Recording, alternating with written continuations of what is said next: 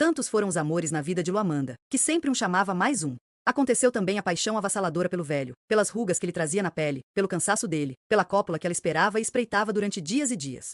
Era tão bom contemplar aquele falo adormecido, preguiçoso, sapiente de tanto corpos histórias do passado. Era como vivenciar uma duvidosa e infiel fé, sustentada por uma temerosa esperança de que o milagre não acontecesse. E foi no corpo do velho que ela melhor executou o ritual do amor. Pacientemente penteava ou ouriçava, com os dentes, os embranquecidos pentelhos do corpo dele. E de noite, depois de muitas noites, quando a pedra envergonhada e soturna se desabrochava em flor, ambos cavavam o abismo do abismo encontrando nada como realidade única e, então, é que aconteciam as juras de amor. E o velho vinha lento, calmo, cuidadoso, cioso do fundo caminho que ele teria de adentrar. Ela também calma, apenas retesando suavemente os finos véus sanguíneos, bordados nas paredes vaginais. Ele chegava e ela silenciando os gritos se quedava embevecida diante do quase nada de um átimo de prazer. O amor é um tempo de paciência? Se havia o amor na vida de Luamanda, também um grande fardo de dor compunha as lembranças de seu caminho. A vagina ensanguentada, perfurada, violada por um fino espeto, arma covarde de um desesperado homem, que não soubera entender a solidão da hora da partida. E durante meses, o sangue menstrual de Luamanda, sangue de mulher que nasce naturalmente de seu útero-alma, vinha misturar-se ao sangue pus, dádivas dolorosas que ela ganhará de um estranho fim amoroso. E pior do que a dor foi a dormência de que foi atacada, em sua parte tão viva, durante meses a fio, logo ali onde a vida se entranha e desentranha. Ali onde Luamanda havia parido concretas e vitalícias lembranças de si e de outro homem que ela amara tanto, nas doces visagens de seus filhos. Foi um tempo em que precisou exercitar a paciência com seu próprio corpo. Trancada em si, ou melhor, aberta para si mesmo, com as mãos espalmadas e leves imaginava lenitivos carinhos. Chorando alisava, bulia, contornava uma cicatriz que ficará desenhada em um ponto da pele, onde os pelos se rarearam para sempre. Era um ponto único, minúsculo, um impertinente calombo. Ali, então alisava a dor e seus contornos. Era preciso convencer-se na sua floresta espessa e negra de que o prazer era uma via retornável, de que o gozo ainda era possível. O amor comporta variantes sentimentos, entre encontros e desencontros. Luamanda estava em franca aprendizagem. Uma aprendizagem no, por dentro e fora do corpo. A cada amor vivido, Luamanda percebia que a lição incompridava, mas que ainda faltava testes, arguições, sabatinas e que ela sabia só um pouquinho ou talvez nem soubesse nada ainda. Havia os filhos, 3 mulheres e 2 homens. Todos eles já inaugurados no mistério maior da vida. A mais nova estava redonda da cabeça aos pés guardando e aguardando a velha e nova espécie humana desafiadora do tempo. Estava em vésperas de parir. Luamanda, avó, mãe, amiga, companheira, amante, há uma menina no tempo. Há uma menina no tempo? Não, ela não se envergonhava de seu narcisismo. Era com ele que ela compunha e recompunha toda a sua dignidade. Encarou novamente o espelho e se lembrou de um poema, em que uma mulher contemplando a sua imagem refletida, perguntava angustiada onde é que ela deixará sua outra face, a antiga, pois não se reconhecia naquela que lhe estava sendo apresentada naquele momento. Não, não era o caso de Luamanda, que se reconhecia e se descobria sempre. Pouquíssimos fios de cabelos brancos avançavam buscando criar um território próprio em sua cabeça. Escolheu esses fios, puxou-os querendo destacá-los entre os demais. Imaginou-se com os cabelos brancos sobre o rosto negro. Seria bela como a velha Domingas lá das Gerais. Viajando no tempo evento de sua vida, Luamanda, distraída, esqueceu-se do compromisso para o qual se preparava no momento. Acordou, para o encontro que estava para acontecer naquela noite, quando ouviu os assobios de alguém que aguardava por ela lá fora. Apressou-se. Podia ser que o amor já não suportasse um tempo de longa espera. O Cooper descida. O sol vinha nascendo molhado na praia de Copacabana. A indecisão do tempo, a manhã vagabunda nos olhos sonolentos dos moradores de rua, o trabalho inconsequente das ondas em seu fazer e desfazer, tudo isto comprometia o Cooper descida. A moça foi diminuindo o passo. Ela era uma desportista natural. Corria o tempo todo querendo talvez vazar o minguado tempo do viver. Era preciso buscar sempre o que tinha ficado para trás, o agora e o que estava para vir. De manhã, depois da corrida, ia à padaria, passava pela banca de jornal e trazia entre os dedos as notícias do dia que eram mal lidas. Rapidamente, graças ao curso de leitura dinâmica que fizeram uns anos atrás, corria os olhos pelas manchetes tentando apreender os acontecimentos. Em casa, corria ao banho, ao quarto, à sala, à cozinha, fervia o leite, arrumava a mesa, voltava ao quarto, avançava sobre o guarda-roupa e atracava-se ao uniforme de trabalho. Logo depois já estava na sala fechando a porta e indo. Voava pelas escadas, pois o elevador era lento e no constante Cooper ganhava a rua. Corria sobre a corda bamba, invisível e opressora do tempo. Era preciso avançar sempre. Ela era vencedora de outras distâncias. Já saltara montanhas e divisas de um tempo-espaço que ficará para trás. Como era mesmo a sua cidade natal? Não sabia bem. Lembrava-se, entretanto, que as pessoas eram lentas. Andavam, falavam e viviam devagarzinho. A vida era de uma lerdeza tal, que algumas mulheres esqueciam-se de parir seus rebentos. A barriga crescia até aos 11 meses. As crianças nasciam moles, desesperadamente calmas e adiavam indefinidamente o exercício de crescer. Cida desde pequena guardava um sentimento de urgência. Seu corpo aos 9 anos maturou-se no sangue mensal de mulher. As suas brincadeiras prediletas, ainda nessa época, eram a de apostar corrida com as crianças e a de desafiar grandes e pequenas, no tempo gasto para a execução de qualquer tarefa. Vencia sempre, utilizando um tempo diminuto em relação a todos. Aos 11 anos, Cida foi pela primeira vez ao Rio com a mãe, em viagens de negócios. A mãe reclamava da velocidade dos carros, do amontoado e da correria das pessoas, do vai e vem de todos. Cida bebeu enlouquecida o zigue-zague dos carros, das pessoas, dos pés quase voantes dos pedestres desafiando, vencendo e encontrando a morte. Descobriu no turbilhão da cidade um jogo de caleidoscópio formado por peças, gente e máquina se cruzando, entrecortando braços, rodas, cabeças, buzinas, motos, pernas, pés e corpos aromatizados pela essência da gasolina. Cida descobriu outras pessoas também portadoras da urgência de vida que ela trazia em si, e naquele momento optou por retornar um dia para ficar ali. Tinham razão, a cidade era maravilhosa. Aos 17 anos, um emprego, o primeiro, arranjado por um tio, permitiu que ela viesse para a capital. A vida seguia no ritmo acelerado de seu desejo. Trabalho, trabalho, trabalho. O dia entupido de obrigações. A noite festejada por encontros de rápidos gozos. Os amores tinham de ser breves. Cursos, estudo somente aqueles que proporcionassem efeitos imediatos. Nada de sala de aula durante anos e de leituras infinitas. Aprenda inglês em 6 meses. Garantimos a sua aprendizagem em 180 dias. Nada de gastar o tempo curto e raro. É preciso correr, para chegar antes, conseguir a vaga, o lugar ao sol, pegar a fila pequena no banco, encontrar a lavanderia aberta, testemunhar a metade da missa. O padre era lento e o ritual também. Assistia a metade da liturgia, pelo menos não ficava com remorso inteiro. Não perder a missa aos domingos foi a única recomendação que a mãe fizera. Alguns hábitos ela havia deixado para trás, outros reforçara e havia adquirido alguns novos. Passou a beber diariamente um refrigerante, como também comprava todos os dias um jornal, que na maioria das vezes nem lia. Aumentara vertiginosamente o hábito de correr. Todas as manhãs, os pés de Cida pisavam rápido o calçadão da praia. Iam e vinham em toques rápidos e furtivos, como se tivessem envergonhados dos carinhos que o solo pudesse lhes insinuar no decorrer da marcha. A moça imprimia mais e mais velocidade à sua louca e solitária maratona. Corria contra ela própria, não perdendo e não ganhando nunca. Mas naquele dia, a semi-desperta manhã inundava Cida de um sentimento pachorrento, de um desejo de querer parar, de não querer ir. Sem perceber, permitiu uma lentidão aos seus passos e pela primeira vez viu o mar. A princípio experimentou uma profunda monotonia, observando os movimentos repetidos e maníacos das ondas. Como a natureza repetia séculos e séculos, por todo sempre, os mesmos atos. O dia raiar, a noite cair, o sol, a lua. O mar magnânimo lavando repetidamente, a curtos intervalos a areia circundante. Tudo monótono, certo e previsível. Tão previsível como os principais atos dela: levantar, correr, sair, voltar. Contemplou os rostos que passavam, conhecia todos de relance. Todas as manhãs topava com aquelas faces suadas diante de si. Assustou-se. Percebeu que não estava correndo. Estava andando em câmera lenta, quase. Sentiu a planta dos pés, mesmo guardadas nos tênis, tocando o solo. Ela estava andando, parando, andando, parando, parando. Todos os seus membros estavam laços, só o coração batia estonteado. Cida levou a mão ao peito. Sentiu o coração e os seios. Lembrou-se então que era uma mulher e não uma máquina desenfreada, louca, programada para correr. Envergonhou-se dos orgasmos premeditados, cronometrados que vinha cultivando até ali. Ela não se entregava nunca e repudiava qualquer gesto de abandono que alguém pudesse ter diante dela. A corda bamba do tempo, varal no qual estava estendida a vida, era frágil, podendo se romper a qualquer hora. Era preciso, pois, um constante estado de alerta.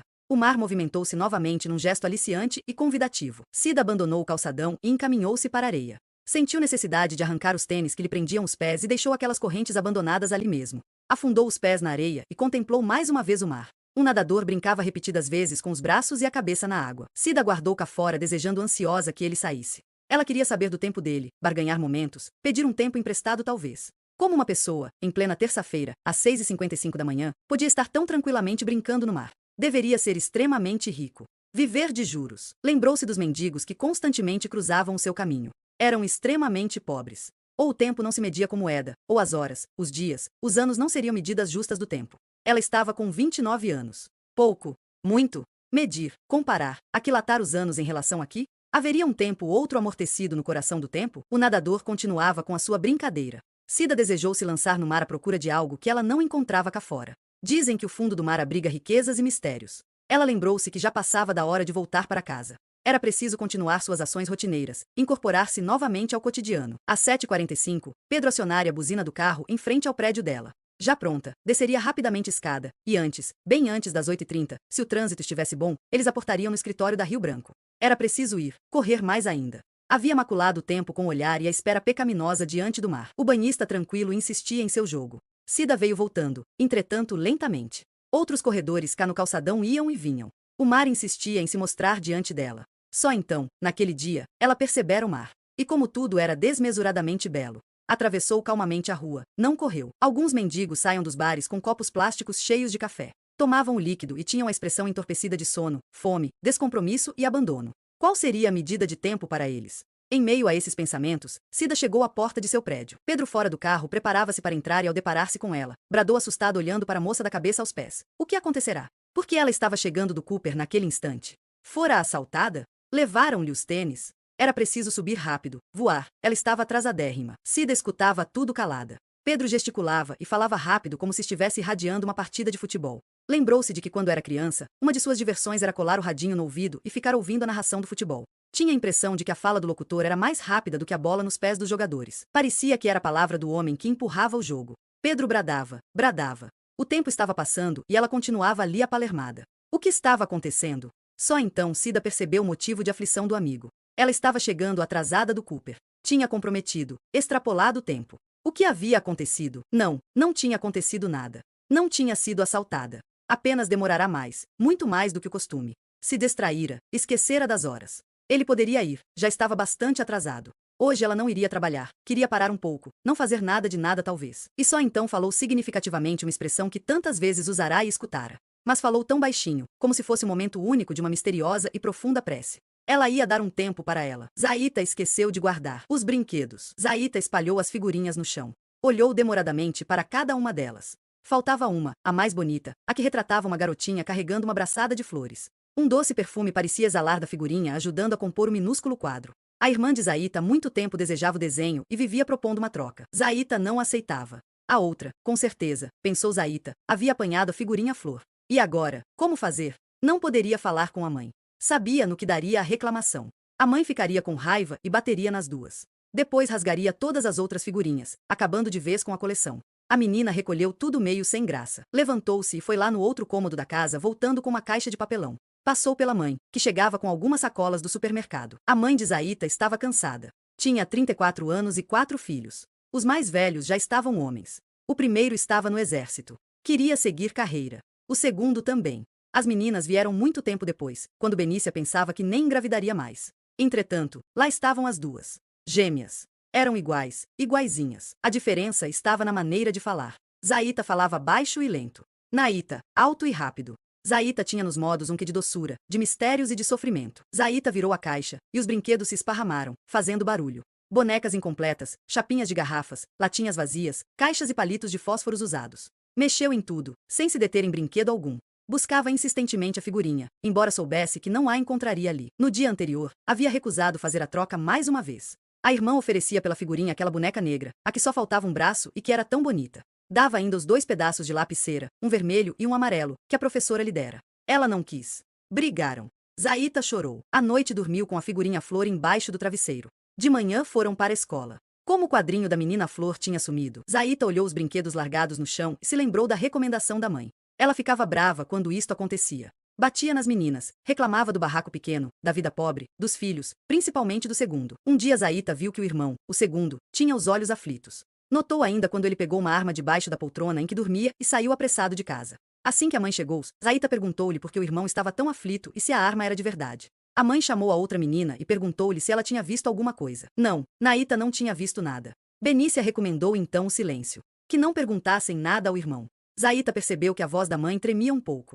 De noite julgou ouvir alguns estampidos de bala ali por perto. Logo depois escutou os passos apressados do irmão que entrava. Ela se achegou mais para junto da mãe. A irmã dormia. A mãe se mexeu na cama várias vezes. Em um dado momento sentou assustada. Depois se deitou novamente cobrindo-se toda. O calor dos corpos da mãe e da irmã lhe dava um certo conforto. Entretanto, não conseguiu dormir mais. Tinha medo, muito medo, e a mãe lhe pareceu ter passado a noite toda acordada. Zaita levantou e saiu, deixando os brinquedos espalhados, ignorando as recomendações da mãe. Alguns ficaram descuidadosamente expostos pelo caminho. A linda boneca negra, com seu único braço aberto, parecia sorrir desamparadamente feliz. A menina estava pouco se importando com os tapas que pudesse receber. Queria apenas encontrar a figurinha flor que tinha sumido. Procurou pela irmã nos fundos da casa e, desapontada, só encontrou o vazio. A mãe ainda arrumava os poucos mantimentos no velho armário de madeira. Zaita teve medo de olhar para ela. Saiu sem a mãe perceber e bateu no barraco de Dona Fiinha, ao lado. A irmã não estava ali também. Onde estava Naita? Onde ela havia se metido? Zaita saiu de casa em casa por todo o beco, perguntando pela irmã. Ninguém sabia responder. A cada ausência de informação, sua mágoa crescia. Foi andando junto com a desesperança. Tinha o pressentimento de que a figurinha flor não existia mais. O irmão de Zaita, o que não estava no exército, mas queria seguir carreira, buscava outra forma e local de poder. Tinha um querer bem forte dentro do peito. Queria uma vida que valesse a pena. Uma vida farta, um caminho menos árduo e o bolso não vazio. Via os seus trabalharem e acumularem miséria no dia a dia. O pai dele, do irmão mais velho, gastava seu pouco tempo de vida comendo poeira de tijolos, areia, cimento e cal nas construções civis. O pai das gêmeas, que durante anos morou com sua mãe, trabalhava muito e nunca trazia o bolso cheio. O moço via mulheres, homens e até mesmo crianças, ainda meio adormecidos, saírem para o trabalho e voltarem pobres como foram, acumulados de cansaço apenas. Queria, pois, arrumar a vida de outra forma. Havia alguns que trabalhavam de outro modo e ficavam ricos. Era só insistir, só ter coragem. Só dominar o medo e ir adiante. Desde pequeno ele vinha acumulando experiências. Novo, criança ainda, a mãe nem desconfiava e ele já traçava o seu caminho. Corria ágil pelos becos, colhia recados, entregava encomendas e desplicentemente assobiava uma música infantil, som indicativo de que os homens estavam chegando. Zaita andava de beco em beco à procura da irmã. Chorava. Algumas pessoas conhecidas perguntavam o porquê de ela estar tão longe de casa. A menina se lembrou da mãe e da raiva que ela devia estar. Ia apanhar muito quando voltasse. Não se importou com aquela lembrança. Naquele momento, ela buscava na memória como o desenho da menina Flor tinha nascido em sua coleção. A figurinha podia ter vindo em um daqueles envelopes que o irmão, o segundo, às vezes comprava para ela. Quem sabe viera no meio das duplicatas que a mãe ganhava da filha da patroa, ou ainda fruto de alguma troca que ela fizera na escola. Mas podia ser também parte de um segredo que ela não havia contado nem para sua igual, a Naíta. A figurinha podia ser uma daquelas 10, que ela havia comprado um dia com uma moeda que tirara da mãe, sem que ela percebesse. Zaita, por mais que se esforçasse retomando as lembranças, não conseguia atinar como a figurinha Flor tinha se tornado sua. A mãe de Zaita guardou rapidamente os poucos mantimentos. Teve a sensação de ter perdido algum dinheiro no supermercado. Impossível, levará metade do salário e não conseguiria comprar quase nada. Estava cansada, mas tinha de aumentar o ganho. Ia arranjar trabalho para os finais de semana. O primeiro filho nunca pedia dinheiro, mas ela sabia que ele precisava. E sem que o segundo soubesse, Benícia colocava uns trocadinhos debaixo do travesseiro para ele, quando ele vinha do quartel. Havia também o aluguel, a taxa de água e de luz. Havia ainda a irmã com os filhos pequenos e com o homem que ganhava tão pouco. A mãe de Zaita, às vezes, chegava a pensar que o segundo filho tinha razão. Vinha a vontade de aceitar o dinheiro que ele oferecia sempre, mas não queria compactuar com a escolha dele. Orgulhosamente, não aceitava que ele contribuísse com nada em casa. Estava, porém, chegando à conclusão de que trabalho como o dela não resolvia nada. Mas o que fazer? Se parasse, a fome viria mais rápida e voraz ainda. Benícia, ao dar por falta das meninas, interrompeu os pensamentos. Não ouvia as vozes das duas há algum tempo. Deviam estar metidas em alguma arte. Sentiu certo temor. Veio andando aflita da cozinha e tropeçou nos brinquedos esparramados pelo chão. A preocupação anterior se transformou em raiva. Que merda! Todos os dias tinha que falar a mesma coisa. Onde as duas haviam se metido? Por que tinham deixado tudo espalhado? Apanhou a boneca negra, a mais bonitinha, a que só faltava um braço, e arrancou o outro, depois a cabeça e as pernas. Em poucos minutos a boneca estava destruída, cabelos arrancados e olhos vazados. A outra menina, Naíta, que estava no barraco ao lado, escutando os berros da mãe, voltou aflita.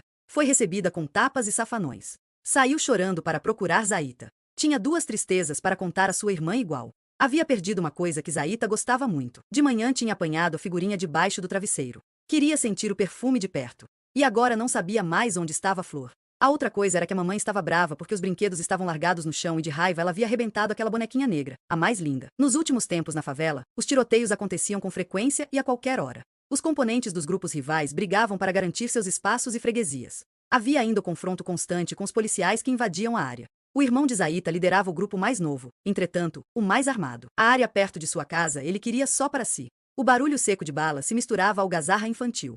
As crianças obedeciam à recomendação de não brincarem longe de casa, mas às vezes se distraíam. E, então, não experimentavam somente as balas adocicadas, suaves, que derretiam na boca, mas ainda aquelas que lhes dissolviam a vida. Zaita seguia distraída em sua preocupação. Mais um tiroteio começava.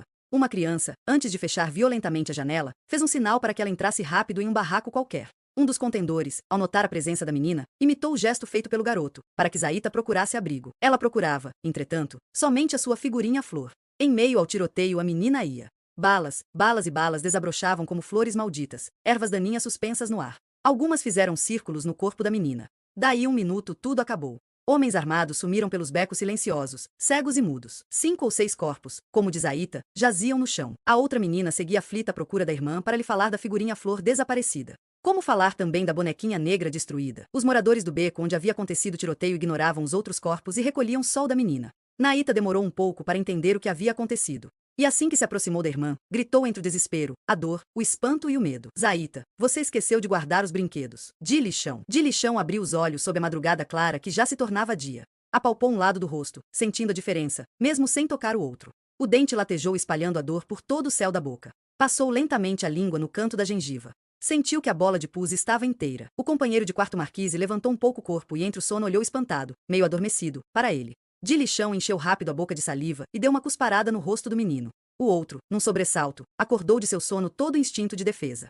Pulou inesperadamente, acabando de se levantar. Dilichão acompanhou o gesto raivoso do menino, levantando também. Numa fração de segundos recebeu um pontapé nas suas partes baixas. Abaixou desesperado, segurando os ovos vida. E foi se encolhendo, se enroscando até ganhar a posição de feto. Pela primeira vez, depois de tudo, se lembrou da mãe. Ainda bem que aquela puta tinha morrido. Ele sabia quem havia matado a mulher. Tinha visto tudo direitinho. Na polícia negou que estivesse por perto, que suspeitasse de alguém. Depois de 3 ou 4 idas à delegacia, os policiais acabaram por deixá-lo em paz. Ele sabia quem.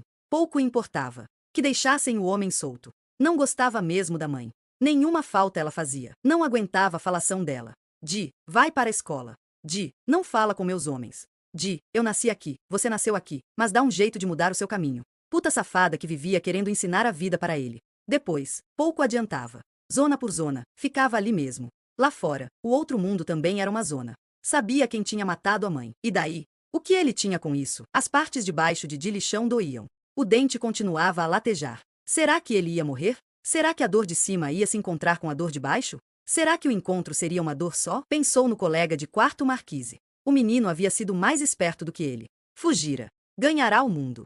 Já tinha bastante tempo que os dois dividiam aquele espaço. De dia perambulavam pela rua, cada qual no seu ganho. Encontravam-se ali no meio da noite. Às vezes conversavam muito. Falavam de tudo. Até de um pai, menos da mãe. Dilichão achava que a história da mãe do outro devia parecer com a da sua mãe. Ele não sabia se gostava ou não do menino. Tinham quase a mesma idade. O menino, apesar de pequeno, tinha 14 anos. Ele, no mês anterior, num dia qualquer, tinha feito 15. O dente de Dilichão latejava compassadamente. Ele era uma dor só. As dores haviam se encontrado. Doía o dente. Doíam as partes de baixo. Doía o ódio. Sentiu vontade de mijar. Quando ele era pequeno mijava nas calças. Sua mãe lhe batia sempre por isso. Um dia, ela, numa crise de raiva, ao ver o menino todo ensopado de mijo, puxou a bimbinha dele até quase arrebentar. E dizia para ele aos berros que aquilo era para mijar, mijar, mijar. A dor que Dilichão sentiu naquele dia voltava agora. O que era aquilo? Naquele dia a mãe havia puxado a bimbinha dele. Agora ele era grande, experimentado na vida. Tinha levado um chute no saco, nos ovos. E doía para cacete. A vontade de mijar se confundia com a dor. Naquela época, pensava que a bimbinha só servia para mijar, mijar, mijar. Agora não. Tinha crescido, a bimbinha se transformado em pau, cacete. Há muito tempo havia descoberto que bimbinha grande, em pé, tinha outro fazer. Tinha experimentado isto nos quartos daquelas putas. Foi também no quarto ao lado do de sua mãe, com uma menina da idade dele, que como ele havia nascido ali, que experimentou o primeiro prazer a dois. Quando acabou tudo, quase morreu de vergonha. Estava na cama ainda e não conseguia parar. Não conseguia parar o mijo. Mijou-se todo. Dilichão estava com vontade de mijar. Queria levantar e não podia. Ia soltar nas calças. Não podia fazer. A mãe, aquela puta, era bem capaz de viver de novo e vir castigá-lo. Apalpou, meio sem jeito e envergonhado, as partes doídas. O dente latejou fundo no profundo da boca. Dor de dente matava?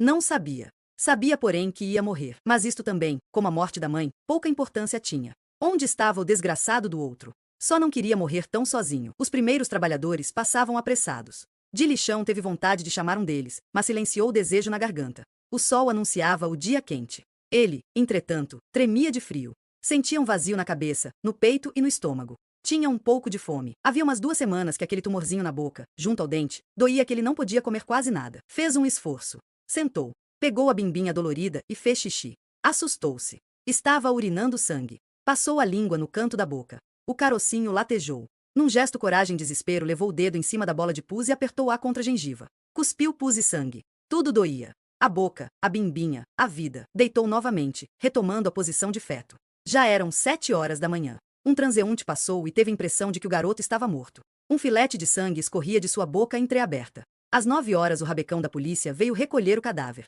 O menino era conhecido ali na área. Tinha mania de chutar os latões de lixo e por isso ganhará o apelido. Sim, aquele era o Dilichão. Dilichão havia morrido. Lumbiá trocou rapidamente a lata de amendoim pela caixa de chicletes com a irmã Beba. Fazia um bom tempo que estava andando para lá e para cá, e não havia conseguido vender nada. Quem sabe teria mais sorte se oferecesse chicletes. E se não desse certo também, procuraria o colega Gunga. Juntos poderiam vender flores. A mãe não gostava daquela espécie de mercadoria. Dizia que flor encalhada era prejuízo certo. Sempre amanheciam murchas. Amendoim e chicletes não. Lumbiá gostava da florida mercadoria em seus braços. Tinha até um estilo próprio de venda. Ficava observando os casais. O momento propício para empurrar o produto era quando o casal partia para o beijo na boca. Ele assistia as bocas descolarem para oferecer a flor. Às vezes o casal se desgarrava, mas na mesma hora, sem respirar, o par se fundia de novo. Lumbiá ficava por perto olhando de soslaio para a mulher. E quando notava que ela estava toda mole e o homem derretido, o menino se punha quase entre os dois, com a flor em riste, impondo a mercadoria. O caliente namorado enfiava a mão no bolso, tirava o dinheiro e pegava a rosa, recomeçando o carinho. Às vezes, tão distraído no beija-beija estava o casal que a rosa não era colhida das mãos do menino. E o troco honestamente oferecido ao freguês cansava de esperar na mão do vendedor. Lumbiá, calculando o lucro da venda, sorria feliz. Às vezes, o menino usava outro ardil para impulsionar a venda. Chegava elogiando a mulher, dizia que ela era linda e que os dois iam ser muito felizes. Havia casais que respondiam: será? Estamos terminando agora. O menino não se dava por vencido. Muito sério respondia: não há grande amor sem problemas. Uma flor, uma rosa na despedida de vocês. Vencia sempre. Feliz, Lumbiá e o amigo Gunga depois riam do beijo babado do homem e da mulher. Ele sabia também que não era só homem e mulher que se beijavam. Havia os casais, em que a dupla era formada por semelhantes. Homem com homem. Mulher com mulher. Esses casais não se beijavam em público. Às vezes faziam um carinho rápido nas mãos do outro. Raramente compravam rosas. As mulheres se aventuravam mais. Compravam e ofertavam para amiga presente. Lumbiá gostava muito de aproximar dos casais semelhantes. Gostava da troca carinhosa que ele às vezes assistia entre esses pares. O beijo era depositado nas mãos, que escorregavam levemente na direção da palma da outra pessoa, ou substituído pela leveza de uma flor-sorriso que se abria na intenção de um lábio a outro. Lumbiá tinha ainda outros truques. Sabia chorar, quando queria.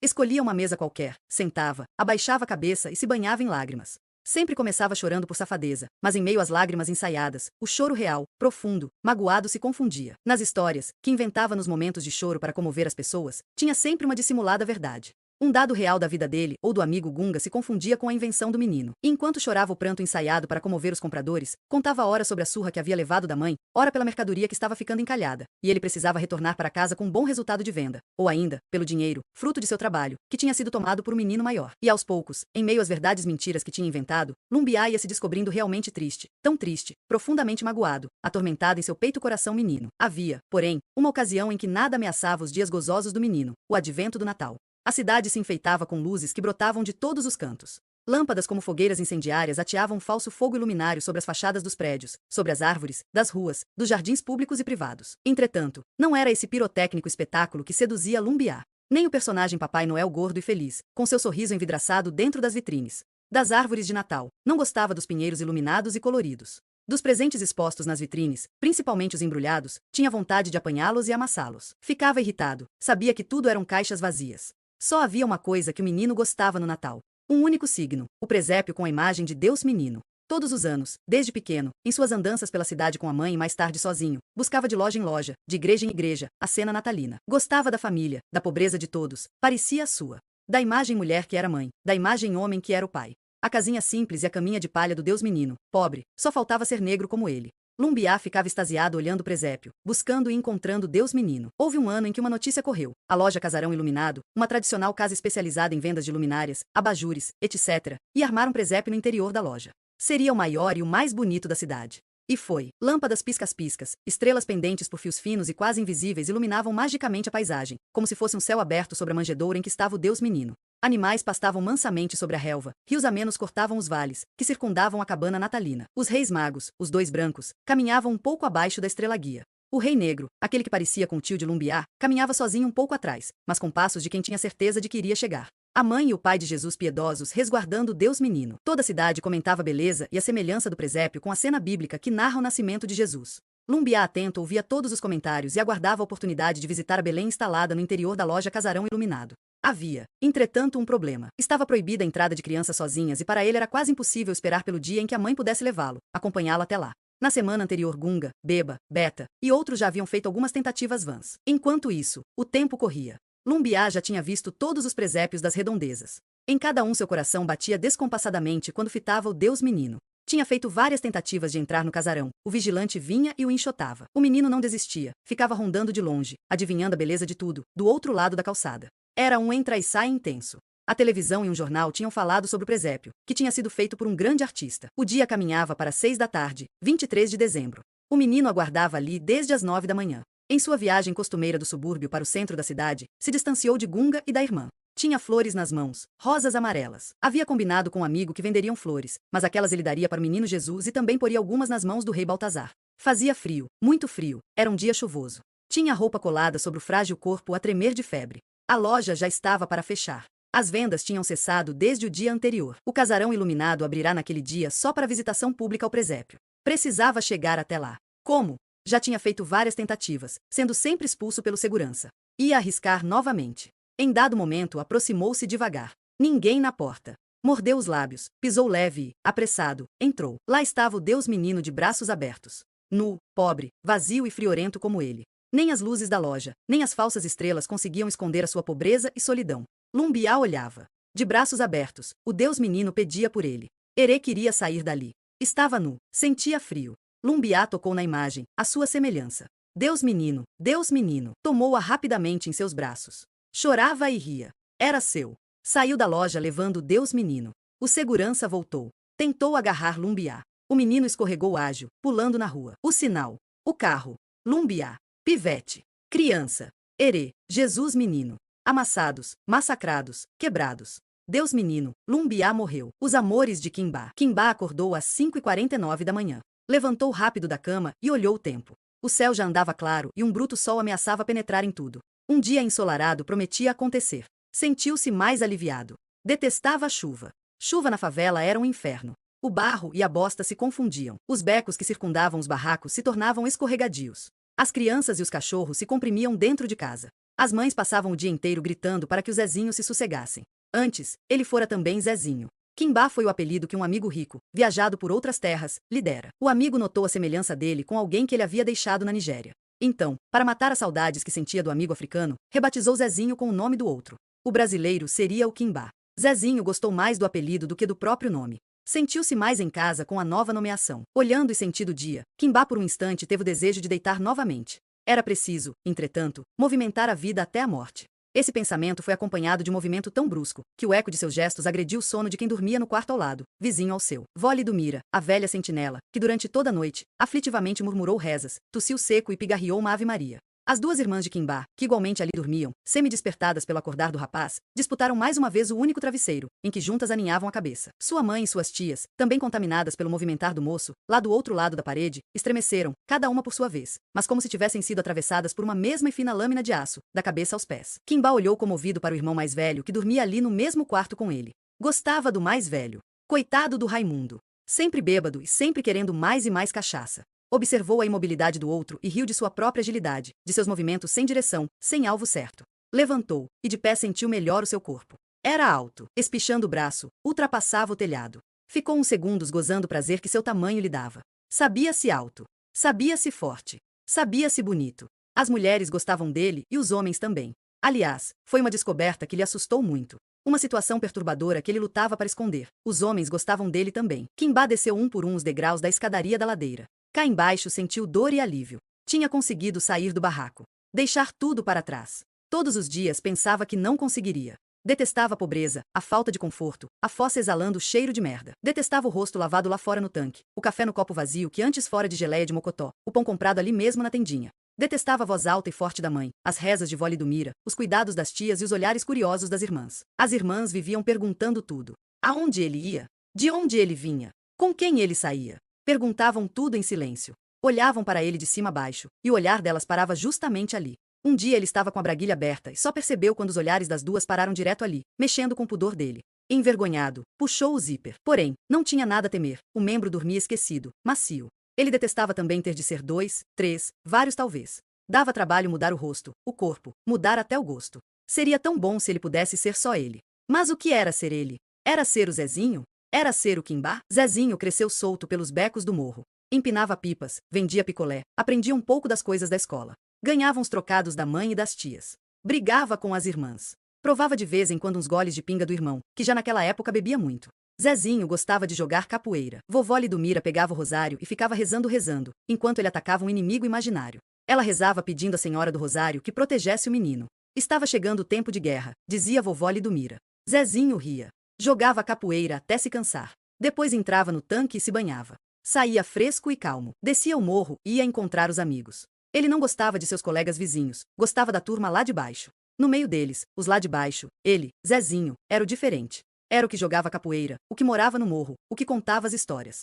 Era ouvido sempre. Frequentava a casa de alguns sonhando com o dia em que teria tudo como eles. Kimbá ia se distanciando do morro. Caminhava com passos seguros, tranquilos. A miséria e tudo que detestava tinha ficado para trás. Enfiou a mão no bolso, tocou na carteira que Betty tinha lhe trazido do exterior. Betty gostava dele e ele estava gostando também da mulher. Foi o amigo que lhe batizara com o nome africano que fizera as apresentações. Ela era prima do amigo, talvez. Na noite em que se conheceram, tinha acontecido um encontro bom, gostoso e cheio de safadezas. Os dois, ele e o amigo, tinham ido à casa de Betty. O amigo falava sempre dela. Estavam bebendo na sala, quando a mulher se levantou, pediu licença e foi ao banheiro. Voltou logo após, nua. Nuazinha. O amigo começou a beijá-la e acariciá-la. Aos poucos foi tirando a roupa também. Ficaram os dois naquela louca brincadeira. O homem já estava pronto, prontinho para penetrar na mulher. Kimbá estava louco também. Tinha vergonha e desejos por todo o corpo. Estava sentado, parado, duro, de tempo em tempo cruzava e descruzava as pernas. O amigo veio caminhando lentamente em sua direção. Abriu a camisa e a calça dele, beijando-lhe avidamente o membro ereto. Kimbá se assustou. Depois o amigo pegou-lhe pelo braço e o empurrou em direção da mulher. Betty abraçou-lhe buscando seu corpo com firmeza. O amigo regozijou. Riu, riu e riu. Kimbá esqueceu o outro, esqueceu de si próprio e se lançou dentro dela. Quando se percebeu novamente, estavam os três deitados no chão. O homem calmo, satisfeito como ele e a mulher. E só então, se viu e sentiu nu. Comparou o negrume de seu corpo com a alvura dos corpos dos dois. Achou tudo muito bonito. Queria se vestir, porém, suas roupas estavam na poltrona, um pouco distante. E agora, como caminhar na frente dos dois? Queria se levantar e não sabia como. O amigo e a mulher se levantaram por ele e se encaminharam para o banheiro. Quando voltaram, Kimbá estava de pé, vestido no meio da sala. Queria ir embora, já era tarde. Precisava subir o morro. Os dois insistiram para que ele ficasse. Não, não podia ficar mesmo. O amigo perguntou se ele queria dinheiro para o táxi. Não queria. Gostava de andar a pé pela madrugada. Kimbá saiu daquele encontro de corpo leve. Não sabia, porém, se estava feliz ou infeliz. Já tinha ouvido falar de pessoas que transavam juntas, mas pensava que fosse caso de cinema. Não sabia por que tinha feito aquilo. A mulher tinha um corpo bonito. Cheirava a perfumes e a sabonete. E o amigo? O que deu no amigo? Quando pensou que o amigo fosse penetrar na mulher, eis que o homem se levanta, vai atrás dele, abre a roupa dele e ainda por cima beija o membro dele. Será que o amigo era? Será que era? E agora, o que ele ia fazer? Gostava tanto dele. Frequentava a casa dele, saía com ele às vezes. Conhecera algumas amigas e amigos deles. Nunca havia percebido nada. Será que o homem ia dar em cima dele? Quando Kimbá empurrou a porta do barraco em que morava, já era madrugada alta, quase manhã. Pode escutar o ressonar da avó, da mãe, das tias e das irmãs. Seu irmão, Raimundo, roncava alto. Da boca aberta exalava um hálito de cachaça. Virou o irmão com cuidado, o ronco diminuiu. Sentiu em seu próprio corpo o cheiro da mulher. Vestiu o calção e foi lá fora no tanque. Pegou um pedaço de sabão de cocô, ligou a borracha e começou a se ensaboar. Tinha se acostumado com o sabão de cocô. Não gostava de fragrância de sabonete em si próprio. Depois veio para a cama. Segunda-feira, o dia já rompia. Kimbá não conseguiu dormir. Nas horas seguintes não se levantou, não desceu o morro. Não foi ao supermercado trabalhar. Betty possuía Kimbá querendo ter certeza de que o homem era seu. Sabia dele com Gustavo, aliás, o conhecera por meio dele. Há muito que o amigo nutria uma paixão, um desejo intenso por Kimbá, mas não tinha tido a coragem de abordá-lo. No dia em que Gustavo falou que ia apresentá-la a um negro lindo, Betty não se entusiasmou. Estava cansada dos exageros dele. Mas com poucos encontros, no primeiro talvez, ficará apaixonada. Uma coisa estava lhe preocupando. Tinha de resolver esta questão sozinha. Não podia esquecer que entre ela e Gustavo havia um acordo tácito. Nada de ciúmes, nada de disputa entre os dois, caso um se envolvesse com o parceiro do outro. Mas com Kimbá estava sendo diferente. Não suportava pensar nele deitado recebendo e dando carinhos a alguém que não fosse ela. E o pior é que, ele que antes ficava tão sem jeito na situação, agora parecia transitar, viver, fazer amor naturalmente com os dois. Kimbá jogou a água e sabão no chão esfregando violentamente a sujeira como se estivesse com raiva. Estava mesmo. Estava cansado do dia a dia no supermercado e da noite à noite com Betty e o amigo. Não aguentava mais. Ou era o amigo ou era Betty. Eles lhe dariam tudo, caso ele quisesse. Tanto um como o outro já lhe haviam feito a proposta, para que ele deixasse de trabalhar e fosse morar em casas deles. Era tentador. Deixar a favela. Deixar a miséria. Deixar a família. As rezas de vó Lidomira lhe irritavam profundamente. A velha rezava por tudo e por nada.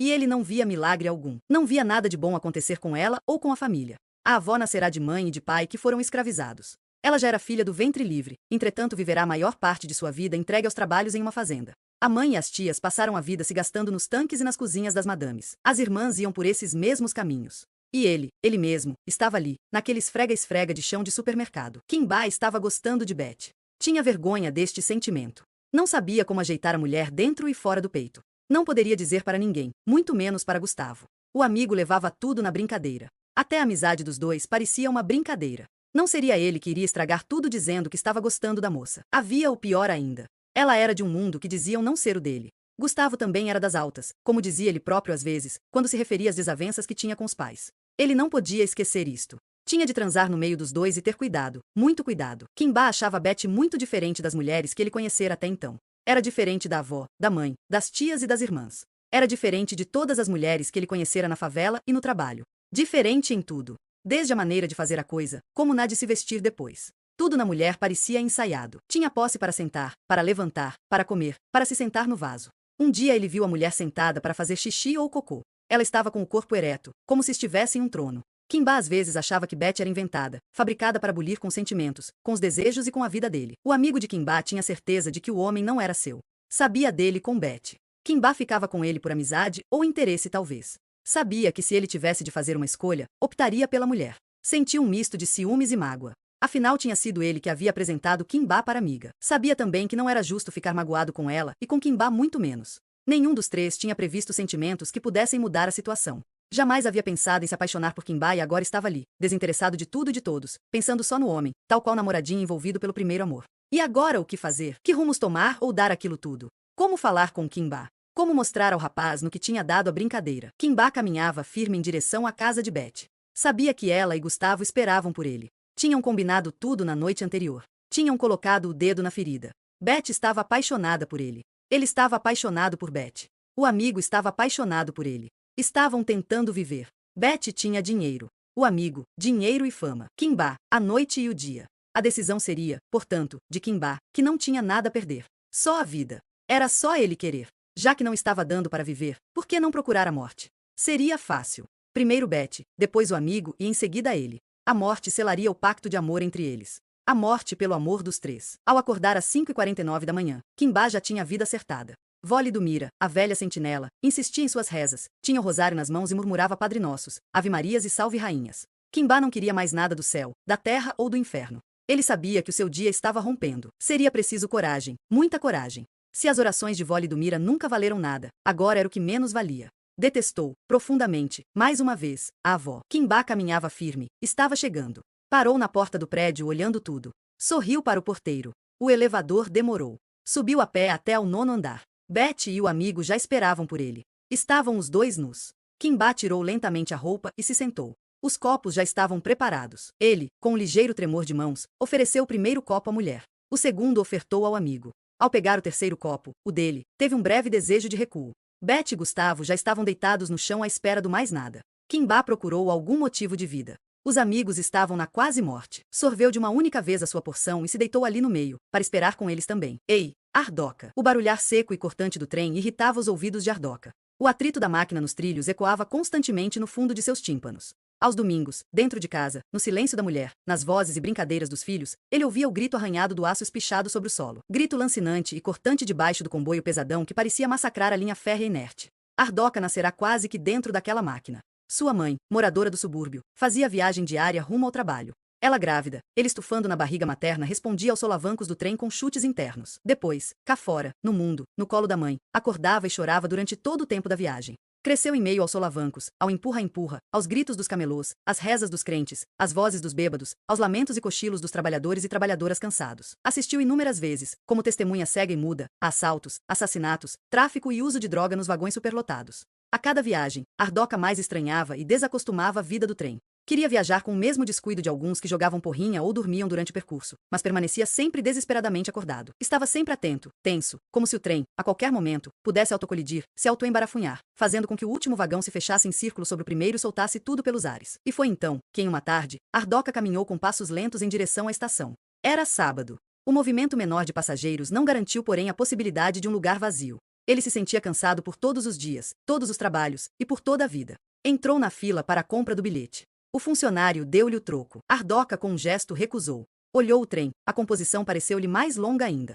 Subiu com dificuldades, encostou-se à parede do vagão e depois lentamente foi escorregando o corpo até chegar ao chão. Algumas pessoas riram. Alguém gritou que o homem estava bêbado. Outro completou a observação dizendo que o dinheiro do pobre não dava para o alimento, mas dava para a cachaça. O trem continuava parado, mas a barulheira sobre os trilhos alcançava e feria os ouvidos de Ardoca. Ele sorria um pouco. Um suor frio escorria sobre a sua face. Um grupo de crentes cantava olhando para ele como se quisesse comovê-lo. Aleluiavam aos altos brados um senhor que, segundo eles, falava em silêncio aos homens. Ardoca abandonava o corpo, que pendia lentamente para um lado. O passageiro do banco próximo encolheu o pé. Um camelô que vendia água pulou por cima dele para atender uma pessoa. Ardoca respirava com dificuldade. Debaixo do negro de sua pele, um tom amarelo desbotado aparecia. Uma mulher levantou, comprou um copo d'água e deu-lhe de beber, tentando reanimá-lo. Os crentes continuavam bradando o hino. O vendedor de água, buscando um espaço para fazer valer a sua fala, anunciava o seu produto em altíssima voz. O trem parado continuava mortificando os ouvidos fragilizados de Ardoca. Enquanto isso, sua vida ia se aprofundando mais e mais no dissentir de tudo. Ele buscava a respiração lá no fundo. A mulher que lhe socorreu parecia querer chorar. Neste momento entrou no vagão um passageiro correndo e gritando. Desesperado, empurrou as pessoas buscando passagem em direção ao rapaz desfalecido, chamando por ele. Ei, Ardoca! Ei, Ardoca! Rapidamente o tomou no colo, desceu do trem e o depositou no banco da estação. A composição iniciou lentamente a partida. Cá de dentro, a mulher que se conduera de Ardoca e alguns outros passageiros ainda puderam ver. Aquele que o socorrera estava a meter a mão nos bolsos de Ardoca e arrancar-lhe os sapatos e o relógio que ele trazia no pulso. Ardoca estava sendo assaltado. A mulher fez menção de descer, mas a máquina ganhou velocidade e partiu. Não era preciso, porém, nem dor, nem lágrimas. O outro podia levar os poucos pertences de Ardoca. Podia tomar-lhe tudo. Ardoca não tinha mais nada, nem a vida. Naquela tarde, ainda no trabalho, ele resolvera tudo. Num gesto desesperado e solitário, bebera lentamente um veneno e decidirá levantar para morrer no trem. O outro levava os pertences de alguém que já despertencia à vida e jazia no banco da estação. O barulho da máquina sobre os trilhos entoava uma música requiem de descanso eterno para Ardoca. Amém. A gente combinamos de não morrer. A morte brinca com balas nos dedos gatilhos dos meninos. Durvi se lembrou do combinado, o juramento feito em voz uníssona, gritado sob o pipocar dos tiros. A gente combinamos de não morrer. Limpou os olhos. Lágrimas apontavam diversos sentimentos. A fumaça que subia do monturo de lixo ao lado justificava qualquer gota ou rio-mar que surgisse e rolasse pela face abaixo. Era fumaça. Desculpou-se consigo mesmo e cantarolou mordiscando a dor, a canção dos Seixas. Quem não tem colírio usa óculos escuros. A morte incendeia a vida, como se essa estopa fosse. Mulambos erigem fumaça no ar. Na lixeira, corpos são incinerados. A vida é capim, mato, lixo, é pele e cabelo. É e não é. Na televisão deu. Mataram a mulher, puseram o corpo na lixeira e atearam fogo. Durvi respirou e aspirou fundo. Mas que merda, pó contaminado, até parece talco para pôr na bunda de neném. Pois é, meu filho nasceu. Um pingo de gente. Quando Bica me mostrou, nem tive coragem de olhar direito. Pequeno, tão pequeno. Deveria ter ficado na barriga da mulher, ou melhor, incubado como semente dentro do meu caralho. Quis cutucar o putinho com a ponta de minha escopeta. Bica se afastou como se o filho fosse só dela. Não sei para que o medo, não sei por que o medo, pensou Bica. Se ao menos o medo me fizesse recuar, pelo contrário, avanço mais e mais na mesma proporção desse medo. É como se o medo fosse uma coragem ao contrário. Medo, coragem, medo, coragemedo de dor e pânico. A festa está se dando. Balas enfeitam o coração da noite. Não gosto de filmes da TV. Morre e mata de mentira. Aqui, não. Às vezes a morte é leve como a poeira. E a vida se confunde com um pó branco qualquer. Às vezes é uma fumaça adocicada enchendo o pulmão da gente.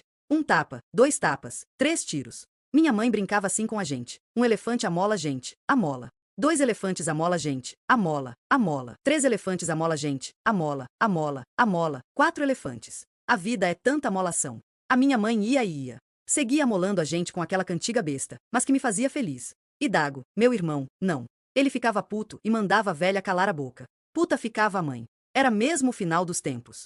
Onde já se viu, filho mandar a mãe calar? Ela não calava, cantava mais alto ainda. Um dia, com tanta raiva, cantou tão alto, que quando parou estava rouca e soluçando. E Dago olhou para ela de soslaio, pediu a bênção e saiu. Nem desceu o morro. Vacilou, dançou.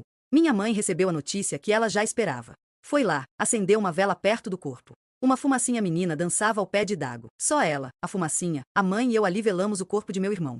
Um tapa, 2 tapas, elefantes, patas pisam na gente. Escopetas, como facas afiadas, brincam tatuagens, cravam fendas na nossa tão esburacada vida. Balas cortam e recortam o corpo da noite. Mais um corpo tombou. Penso em Durvi. Apalpo o meu peito, barriga, pernas.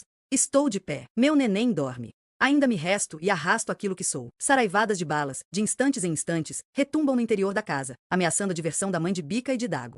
Dona Esterlinda levanta irritada e muda de canal de televisão. Lá fora, balas e balas, independente do desejo da mulher, executam continuadamente a mesma e seca sonata. Uma programação mais amena vai entorpecendo os sentidos da mulher. O que mais gosto na televisão é de novela. Acho a maior bobeira futebol, política, carnaval e show.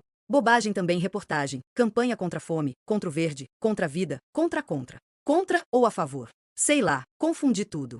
Acho que é contra mesmo. Contra e não. Contramão. Ando sentindo dores nas pernas. Também, lata d'água na cabeça, lá vai Maria.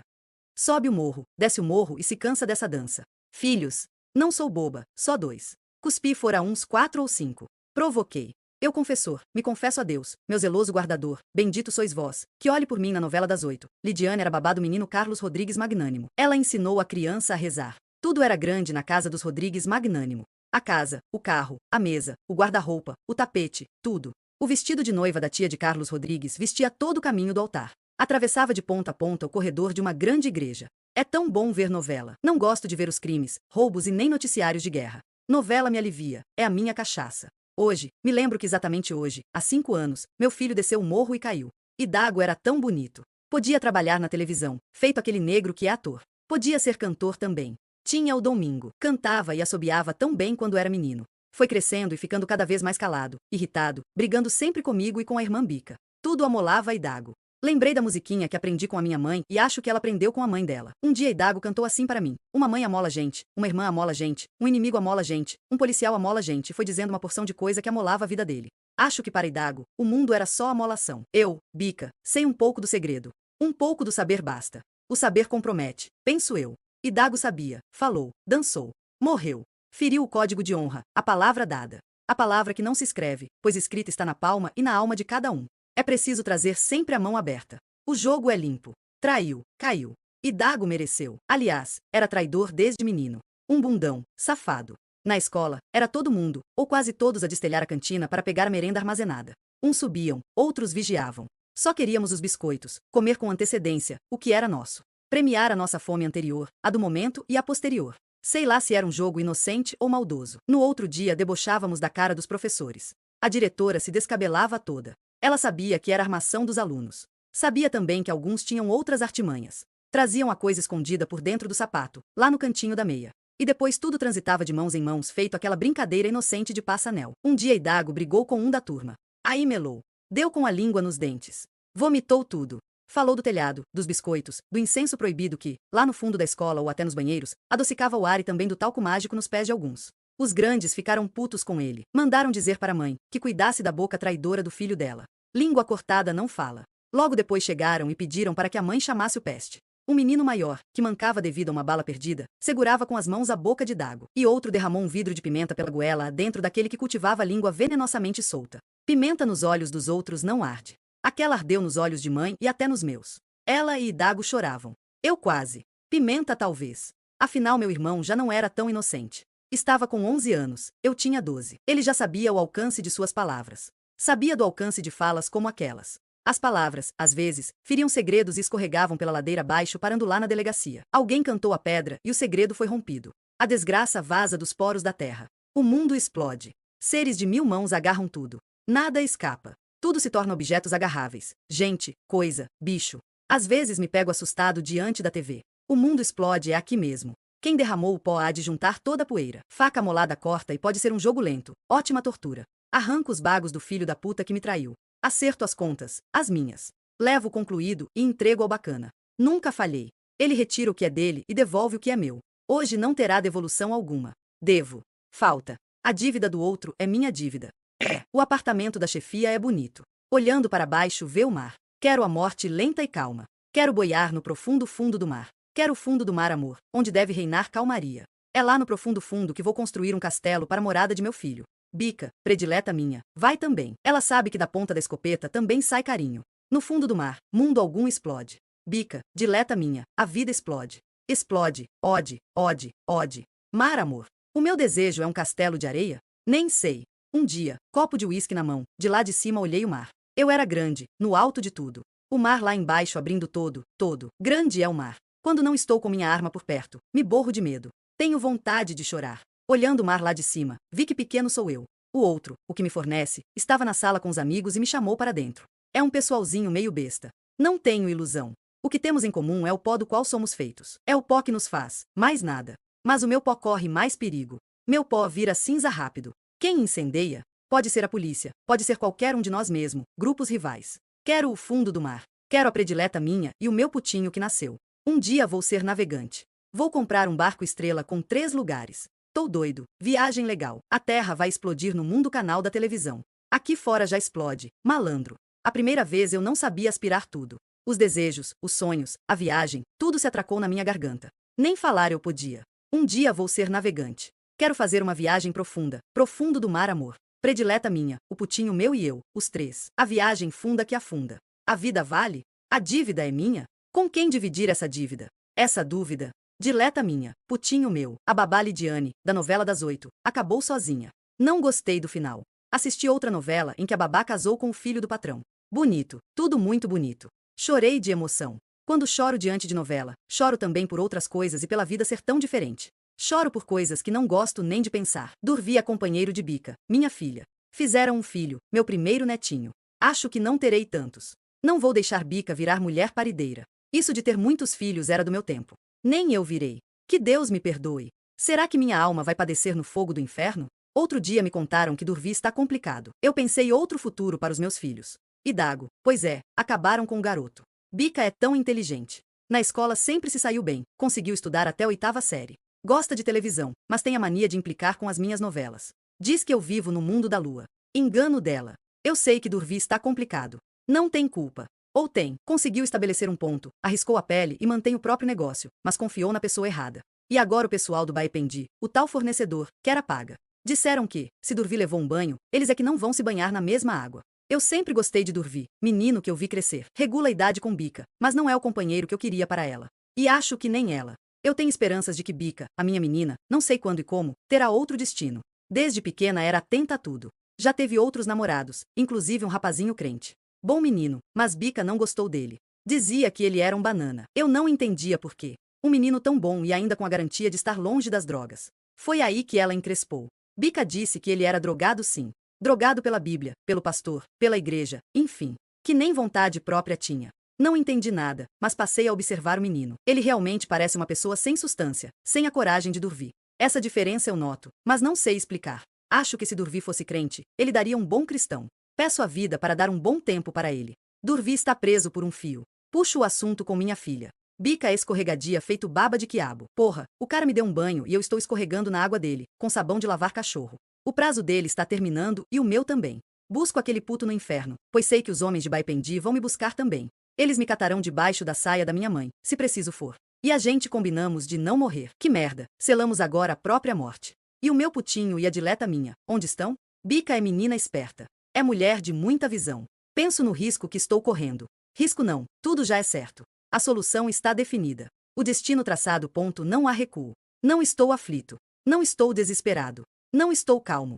Não estou inocente ou culpado. Apenas estou sabendo que daqui a pouco, questão de um dia e meio, não estarei mais. Nem eu, nem ele. Acabo com ele, mas isto não resolve. Outros acabarão comigo. Nosso trato de vida virou às avessas. Morremos nós, apesar de que a gente combinamos de não morrer.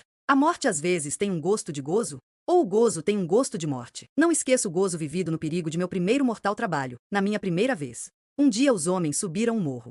O combinado era o enfrentamento. Até então eu só tinha feito trabalho pequeno. Vigiar, passar o bagulho, empunhar armas nos becos, garantindo a proteção dos pontos na calada da noite. Naquele dia mandaram que eu fosse enfrentar também. Eu tinha 13 anos. No meio do tiroteio, esporrei, gozei. E juro que não era de medo, foi de prazer. Uma alegria tomava conta de meu corpo inteiro. Senti quando meu pau cresceu ereto, firme, duro feito a arma que eu segurava nas mãos. Atirei, gozei, atirei, gozei, gozei, gozei dor e alegria, feito outro momento de gozo que me aconteceu na infância. Eu estava com 6 para 7 anos e arranquei com as minhas próprias mãos um dentinho de leite que dançava em minha boca. Minha mãe me chamou de homem. Cuspi sangue. Limpei a baba com as costas da mão, ainda tremendo um pouco, mas correspondi ao elogio. Eu era um homem. Tive um prazer intenso que brincou no meu corpo todo. Tive até um princípio de ereção. Hoje outro prazer ou desprazer formiga o meu corpo por dentro e por fora. Vou matar, vou morrer. É lá no mar que vou ser morrente. Mar amor, mar amar, mar morrente. É no profundo do fundo, que guardarei para sempre as lembranças de meu putinho e da dileta minha. A casa de Nel caiu. Aprontou, dançou. Mais um, que não será o último, outros virão. Ele, Durvi, Idago, Crispim, Antônia, Cleusa, Bernadette, Lidinha, Biunda, Neide, Adão e eu temos ou tínhamos. Alguns já se foram, a mesma idade. 1 ano e às vezes só meses variavam o tempo entre a data de nascimento de um e de outro. Alguns morreram também em datas bem próximas. Apalpo meu corpo. Aqui estou eu. Entre as mulheres, quase todas ficaram menstruadas juntas, pela primeira vez. Brincávamos que íamos misturar as nossas regras e selarmos a nossa irmandade com o nosso íntimo sangue. Os meninos não sei que juras fraternas fizeram. Ah, sei. Durvi repetia sempre que entre eles havia o pacto de não morrer. Entretanto, Durvi sumiu e Nel também. De Nel já temos notícia. Dançou ao som da música da escopeta de Durvi. E Durvi? Nem a mãe dele sabe, nem eu que sou sua mulher. Só adivinho só. O que dizer para o nosso filho à medida que ele crescer? Quero outro futuro para ele. Será que ainda há dor por vir? E Durvi? Não sei. E só faço escrever, desde pequena. Adoro inventar uma escrita. Um dia na escola, com meus 7 ou 8 anos, a professora passou um exercício. Era o de dividir as palavras em sílabas e a partir daí formar novas palavras. Eu já estava de saco cheio, força de expressão que menina não tem saco. Para desconcertar a moça, pedi para ir ao quadro escrever as que eu tinha formado. E escrevi pó, zoeira, maconha. E fui escrevendo mais e mais. Craque, tiro, comando leste, oeste, norte, sul, vermelho e verde também. Na verdade, naquele momento, eu já estava arrependida e queria voltar para o meu lugar. Se é que tenho algum, mas escrever funciona para mim como uma febre incontrolável, que arde, arde, arde. A professora olhava querendo ser natural, a turma ria e eu escrevia. Gosto de escrever palavras inteiras, cortadas, compostas, frases, não frases. Gosto de ver as palavras plenas de sentido ou carregadas de vazio dependuradas no varal da linha. Palavras caídas, apanhadas, surgidas, inventadas na corda bamba da vida. Outro dia, tarde da noite, ouvi um escritor dizer que ficava perplexo diante da fome do mundo. Perplexo. Eu pedi para ele ter a bondade, a caridade cristã e que incluísse ali todos os tipos de fome, inclusive a minha, que pode ser diferente da fome dos meus. Falei, mas pelo menos naquele momento, me pareceu que ele fazia ouvidos moucos. Quem sabe os nossos orixás que são humanos e deuses descrevam para esse escritor outras e outras fomes, aumentando assim, mais ainda, a perplexidade dele. Penso em Durvi a todo momento. Ele é para mim um presente incompleto e um futuro vazio. Provavelmente Durvi não virá mais. Ele que tinha um trato de viver fincado nessa fala desejo. A gente combinamos de não morrer. Deve haver uma maneira de não morrer tão cedo e de viver uma vida menos cruel. Vivo implicando com as novelas de minha mãe. Entretanto, sei que ela separa e separa com violência os dois mundos. Ela sabe que a verdade da telinha é a da ficção. Minha mãe sempre costurou a vida com fios de ferro. Tenho fome, outra fome. Meu leite jorra para o alimento de meu filho e de filhos alheios. Quero contagiar de esperanças outras bocas. Lidinha e Biunda tiveram filhos também, meninas. Biunda tem o leite escasso, Lidinha trabalha o dia inteiro. Elas trazem as menininhas para eu alimentar. Entre Durvi e os companheiros dele havia o pacto de não morrer. Eu sei que não morrer, nem sempre é viver. Deve haver outros caminhos, saídas mais amenas. Meu filho dorme. Lá fora a sonata seca continua explodindo balas. Neste momento, corpos caídos no chão devem estar esvaindo em sangue. Eu aqui escrevo e relembro um verso que li um dia. Escrever é uma maneira de sangrar. Acrescento, e de muito sangrar, muito e muito. A Ioluva, a alegria do nosso povo. Quando a menina Ioluva, a alegria do nosso povo, nasceu, foi em boa hora para todos. Há muito que em nossa vida tudo pitimbava. Os nossos dias passavam como um café sambango, ralo, frio e sem gosto. Cada dia era sem que nem porquê. E nós ali amolecidos, sem substância alguma para aprumar o nosso corpo. Repito, tudo era uma pitimba só. Escassez de tudo. Até a natureza minguava e nos confundia. Ora parecia um sol desensolarado e que mais se assemelhava a uma bola murcha, lá na nascente. Um frio interior nos possuía então, e nós mal enfrentávamos o dia sob a anulação da estrela desfeita. Ora gotejava uma chuva de pinguitos tão ralos e escassos que mal molhava as pontas de nossos dedos. E então deu de faltar tudo: mãos para o trabalho, alimentos, água, matéria para os nossos pensamentos e sonhos, palavras para as nossas bocas, cantos para as nossas vozes, movimento, dança, desejos para os nossos corpos. Os mais velhos, acumulados de tanto sofrimento, olhavam para trás e do passado nada reconheciam no presente. Suas lutas, seu fazer e saber, tudo parecia ter se perdido no tempo. O que fizeram, então? Deram de clamar pela morte. E a todo instante eles partiam. E, com a tristeza da falta de lugar em um mundo em que eles não se reconheciam e nem reconheciam mais, muitos se foram. Dentre eles, me lembro de Vomoio, o que trazia boa saúde, de Tio Masud, o afortunado, o velho Abed, o homem abençoado, e outros e outros. Todos estavam enfraquecidos e esquecidos da força que traziam no significado de seus próprios nomes. As velhas mulheres também. Elas, que sempre inventavam formas de enfrentar e vencer a dor, não acreditavam mais na eficácia delas próprias. Como os homens, deslembravam a potência que se achava resguardada a partir de suas denominações, e pediam veementemente à vida que esquecesse delas e que as deixasse partir. Foi com esse estado de ânimo que muitas delas empreenderam a derradeira viagem. Vovó Amina, a pacífica, tia Célie, a mulher forte como um elefante, mãe Azantevaa, a mulher de guerra, a guerreira, e ainda Malika, a rainha. Com a ida de nossos mais velhos, ficamos mais desamparados ainda. E o que dizer para os nossos jovens, a não ser as nossas tristezas? E até eles, os moços, começaram a se encafuar dentro deles mesmos, a se tornarem infelizes. Puseram-se a matar uns aos outros, e a tentarem contra a própria vida, bebendo líquidos maléficos ou aspirando um tipo de areia fininha que em poucos dias acumulava e endurecia dentro de seus pulmões. Ou então se deixavam morrer aos poucos, cada dia um pouquinho, descrentes que pudesse existir outra vida senão aquela, para viverem. As mães, dias e noites, choravam no centro do povoado. A visão dos corpos jovens dilacerados era a paisagem maior e corriqueira diante de nossos olhos. O milagre da vida deixou de acontecer também. Nenhuma criança nascia e, sem a chegada dos pequenos, tudo piorou. As velhas parteiras do povoado, cansadas de esperar por novos nascimentos, sem função, haviam desistido igualmente de viver. Tinham percebido na escassez dos partos, que suas mãos não tinham mais a serventia de aparar a vida. Nenhuma família mais festejava a esperança que renascia no surgimento da prole.